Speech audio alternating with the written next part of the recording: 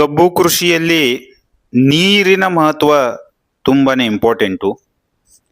ಕಬ್ಬು ಕೃಷಿಯಲ್ಲಿ ನೀರು ಹೆಚ್ಚು ಉಪಯೋಗಿಸಿದರೆ ಅಥವಾ ನೀರು ಕಡಿಮೆ ಉಪಯೋಗಿಸಿದರೆ ದುಷ್ಪರಿಣಾಮಗಳು ಆಗ್ತವೆ.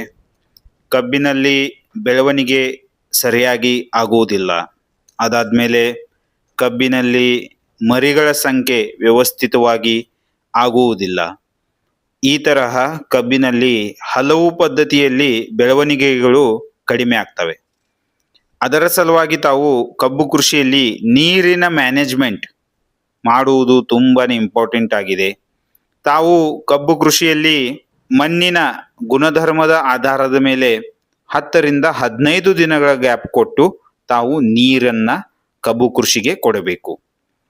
ಕಬ್ಬಿನಲ್ಲಿ ವ್ಯವಸ್ಥಿತವಾದ ಬೆಳವಣಿಗೆ ಸಲುವಾಗಿ ನೀರಿನ ಮಹತ್ವ ತುಂಬಾನೇ ಇಂಪಾರ್ಟೆಂಟ್ ಆಗಿರುತ್ತೆ.